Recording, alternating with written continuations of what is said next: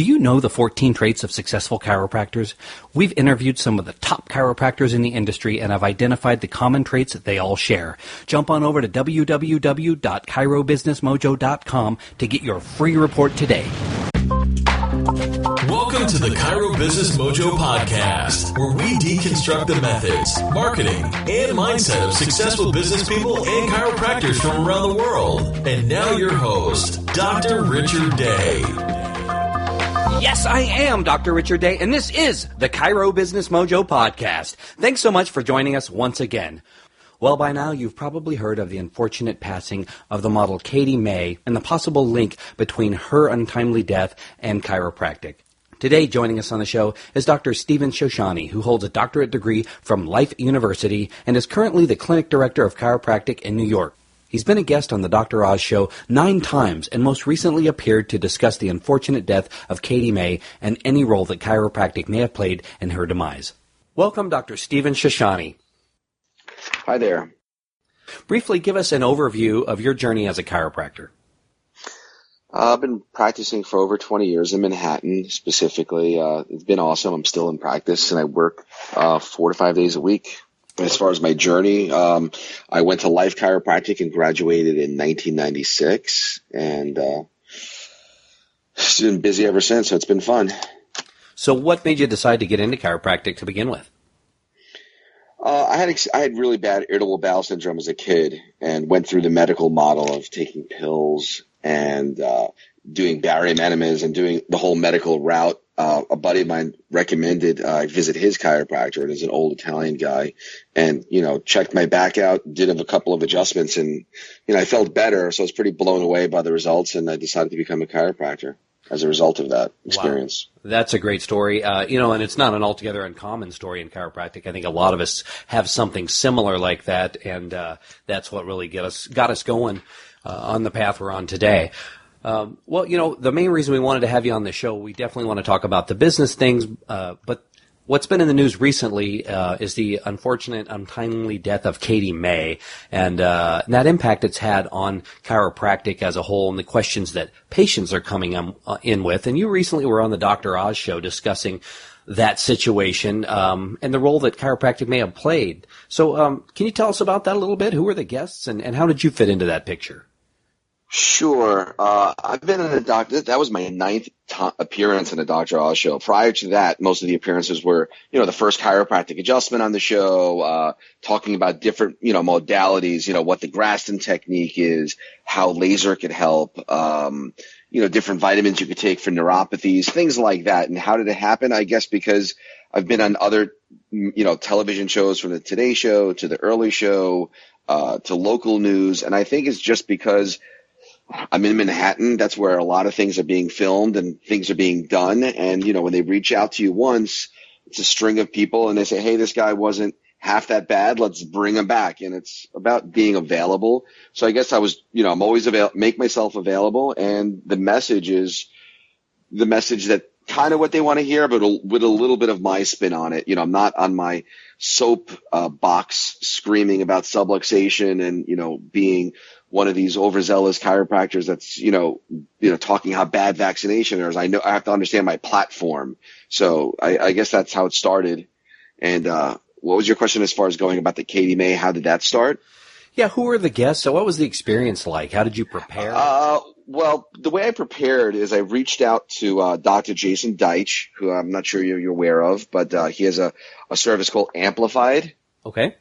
And it's a platform, a social media sharing platform for chiropractors to spread the message online to their Facebook community. So we went to school together, and he's been a colleague of mine. I've always reached out to him when I had, things like this, and he connected me with Dr. Jerry Klum, who was a former Life West president for years.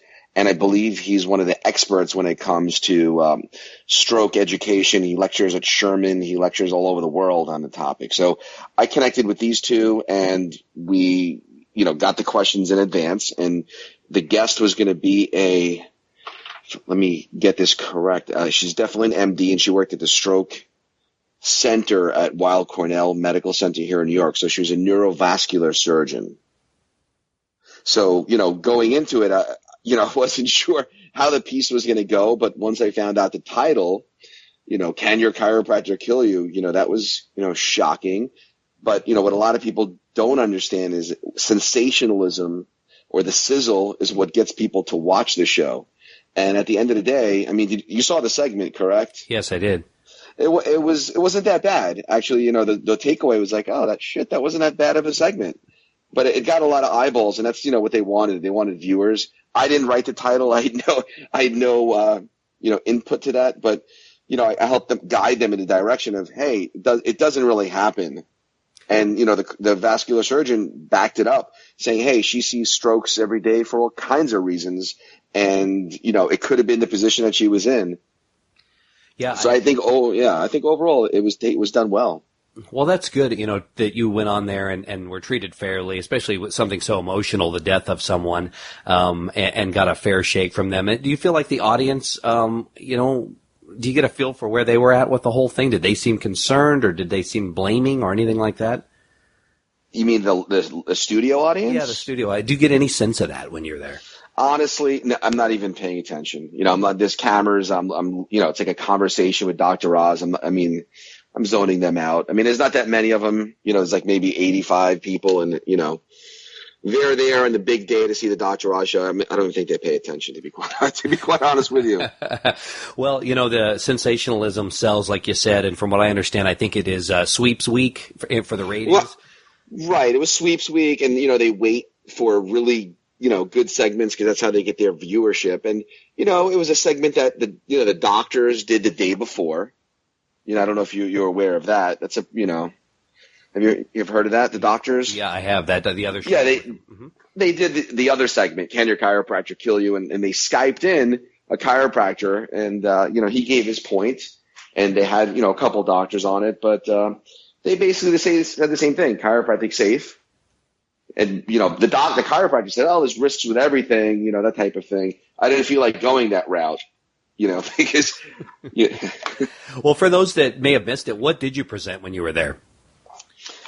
When I spoke to Dr. Klum, one of the things that he said is, hey, there's a possibility there was a fall. We don't know. They had the autopsy report, which they ordered weeks before.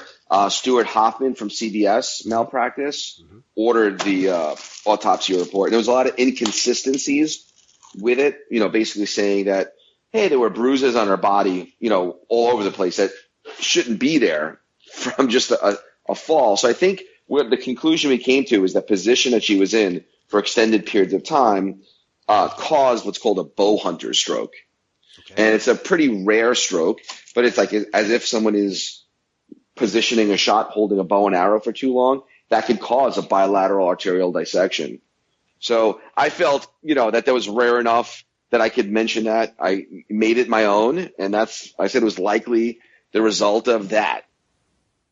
And then, the doctor right away said, well, strokes are fairly common, but not the result of a chiropractor, just by looking up or, being in a yoga class, and she sees them all the time. People die of strokes all the time, not caused by the chiropractor, but, this specific coroner wanted to blame the chiropractor, and that's why it made the news, because it was something that has never been done before. They've always had association or causation, but this was like as a result of. Yeah, when I first read it, I don't know how he could determine that, but he put it, clear as day in black and white, and kind of alarming, I think. Right, so that's why everyone jumped on it, like, holy cow, what's going on? We need to inform our public, and it's pretty easy to defend it. Basically, if chiropractors out there want to defend it, my tool that I didn't get out on the show is, hey, look at the malpractice that we pay. I have $3 million worth of malpractice insurance. It's under $2,000. The woman sitting next to me, who was a neurovascular surgeon, for that same exact coverage, I'm almost positive that's over $150,000 a year. And it's because what they do is risky. People die when you do this, but what we do, people don't die. Quite the opposite. They get better, but shit happens sometimes. So that's why we have malpractice. Well, I have had Dr. Stuart Hoffman on the show before, and I think he's a great resource for stroke information in particular, so I'm glad he had a chance to look over everything related to that. Is there anything else or any other resources you think that chiropractors should check out for stroke, or is he pretty much the go-to guy? I also accessed the American Chiropractic Association and spoke to the president of the American Chiropractic Association, and they seem to be, they're the largest and the most unified in the profession. And, anytime that there's ever chiropractic mentioned in the media, they're usually the resource or the go-to. Dr. Oz actually read a statement from the American Chiropractic Association after we were done discussing, talking about chiropractors are trained to take full detailed history and recognize signs of strokes. So I think the ACA is a great resource. CBS is a great resource, and Dr. Clum's a great resource. Well, I want to shift gears completely, and I want to switch and talk to being successful as a chiropractor and in chiropractic. That is, after all, the focus of this show most of the time. And one of the things I think that you are doing well for the profession is representing it well, and that takes great communication skills. So do you have any advice for how us chiropractors who maybe aren't so good at the communication side of things can improve that? Specifically to patients or in general speaking? Yeah, in general speaking. I think that maybe if we could convey our message better to our patients, whether that's one-on-one or in a patient talk setting, that I think we're going to be able to do better. And not as a profession, and not everyone can do that well. Well, that's a tricky one because, I'm myself when I'm with my patients and I don't follow any scripts. I don't follow any practice management protocol. I'm not trying to close them or sell them on big packages of care. I'm giving them choices. And I think patients, really appreciate that. Especially in New York City, people are busy and people could see right through the bullshit, to be quite honest with you. So, a lot of chiropractic management consultants want to have you, sit down with them and, bring their family member in and scare them over an x-ray and, really drive home the subluxation. And that never really worked for me. And that's kind of what I do with the patients. So that works for me, is communicating, hey, you have a choice here. There's different types of chiropractic care that I offer. And I take it away from them a little bit. I say, hey, listen, you could come in a couple times, get better, or we could, correct your problem. But it's going to require a lot of work. It's going to require you to do stuff at home. It's going to cost you more money. If you want to do it, great. But I'm not, twisting your arm. I'm lucky enough to be busy with enough new patients coming in that I don't have to have every patient coming in 3 times a week for 30 visits. And that, that's kind of what has worked for me, is being honest with patients and giving them choices. Well, I really like that. It sounds like maybe we should start mandating that every chiropractor go practice for a year in New York to learn how to, cut through the bullshit and get to the point. Right. Well, one of the things that I'm always curious about is what separates those who are more successful in practice from those who are less successful. Any thoughts on that? It's hard work. It's getting out there and doing the things that make you feel uncomfortable. I've been doing this for 20 years. I've worked Saturdays. I've, taken phone calls after hours and made special arrangements to go in the office and meet people and treat them and help them out. So you got to put your time in. It doesn't happen overnight. And there's a lot of sweat equity that goes into being busy, not just showing up. You have to stay late and sometimes come in early. Well, this podcast is all about providing actionable content for our listeners, and I always like to break it down into 2 pieces of advice. So what would you advise the new doctor who has just graduated and not sure what to do to really get things going? What advice do you have for them? And then what advice do you have for maybe the person who's been in practice 4 or 5 years and they're kind of stuck and at a plateau and aren't sure where to go? Well, that's a great question. Well, if you're just getting out of practice, you got to establish your brand before you even get out of practice. Get your cards, get your phone number. And when you got to get out of the office, because if you're in the office and there's no patients, they don't just, trip into your office. You have to go out and get them. So have lunch at a different restaurant every day. And when you're there, leave an extra tip and leave your card with your name on it, or even introduce yourself. You got to be talkative and talk to people and not be a wallflower. So, if you're not busy in the office, step out and go shopping and give your cards to everyone that you see. And that what brings patients into the office initially.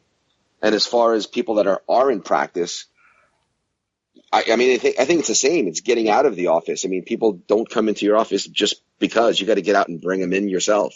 And that's worked for me. I've always been able to get out and communicate with people. And if I'm going to the mall, I go to the mall. If I go to the store, everyone knows that I'm a chiropractor. If I'm on the bus, if I'm on the train, everyone knows I'm a chiropractor. I mean, I'm not walking around with my plastic spine anymore like I did when I first started. I mean, that worked for me in the beginning. I'd walk around with a spine. And people are like, what the hell are you doing with a plastic spine? Oh, I'm a chiropractor. Really? Oh, yeah. And we took it from there. I don't do that anymore. But that's something that helped in the beginning with me. The full-size dry spine keychain, that might be an option. That might be an option.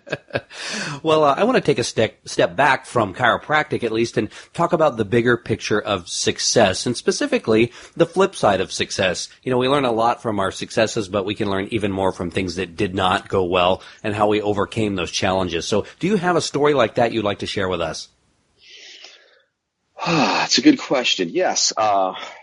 As far as advertising is concerned, in 2006 through 2008, I spent tremendous amounts of money advertising, actually in the New York City subway. I mean, I don't know if many of your listeners are on the subway. Just imagine the placards that you have when you're sitting looking up, and the posters that are in around the tunnel. I mean, it was a $20,000 a month commitment for a year.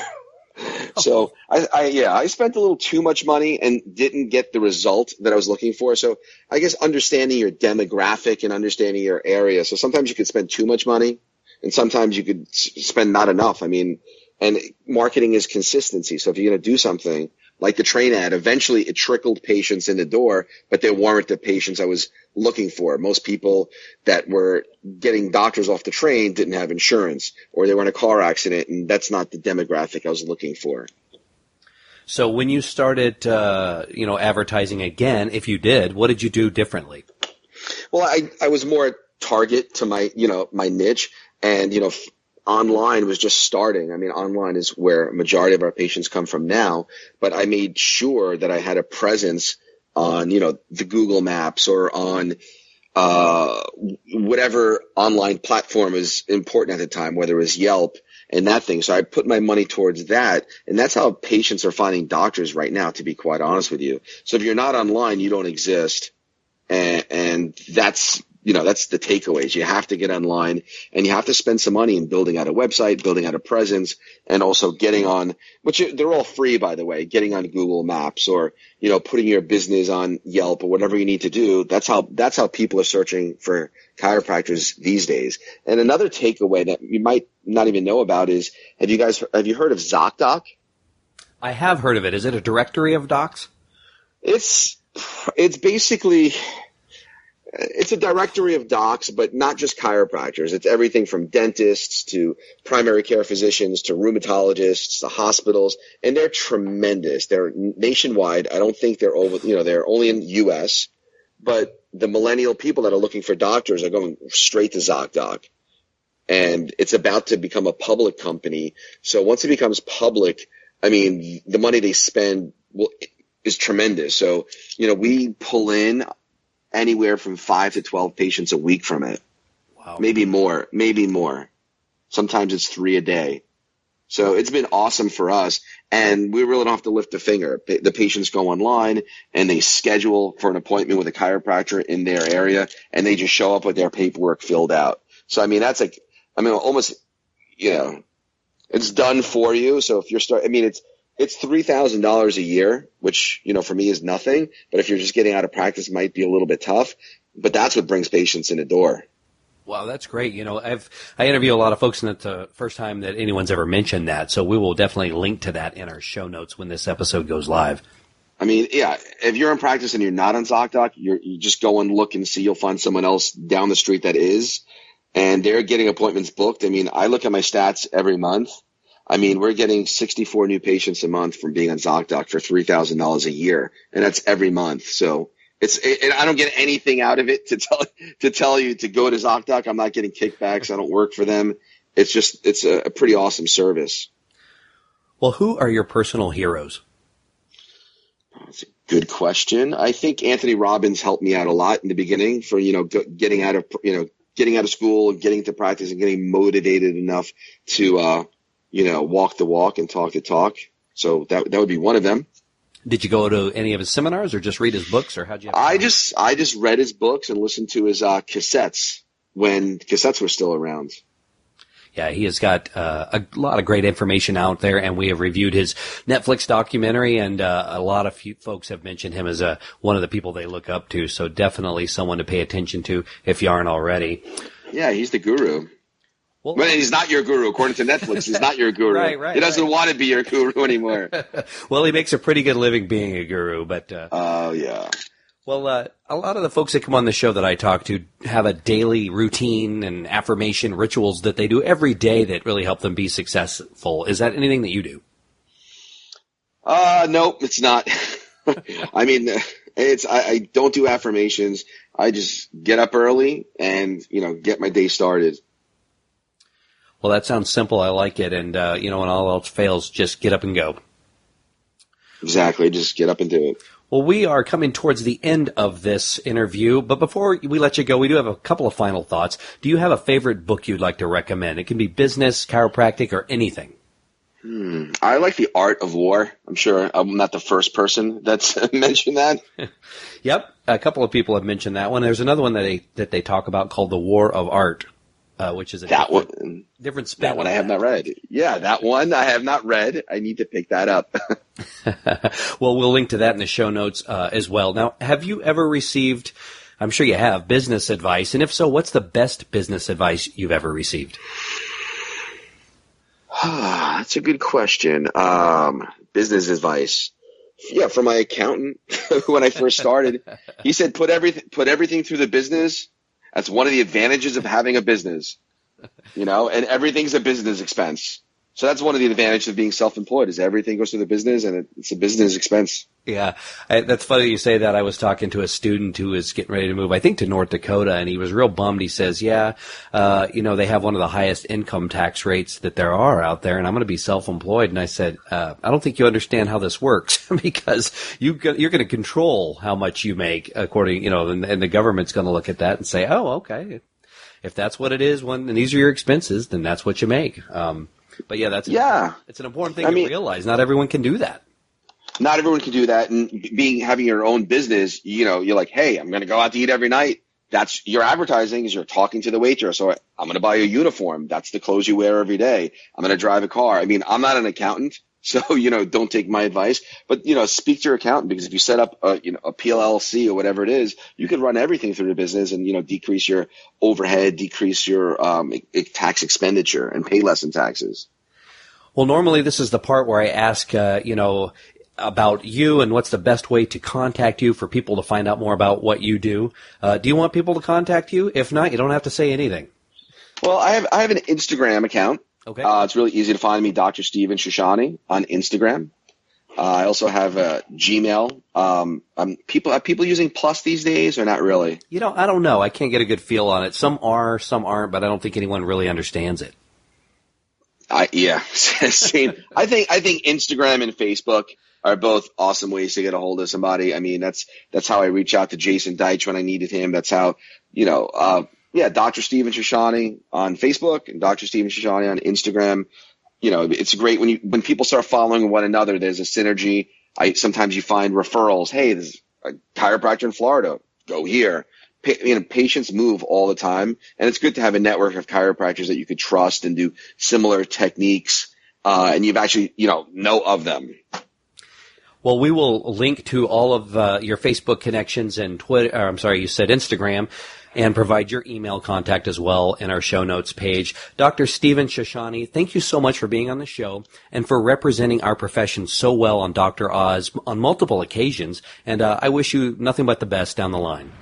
All right, great. Thank you. Thanks for listening to the Chiro Business Mojo podcast at www.chirobusinessmojo.com.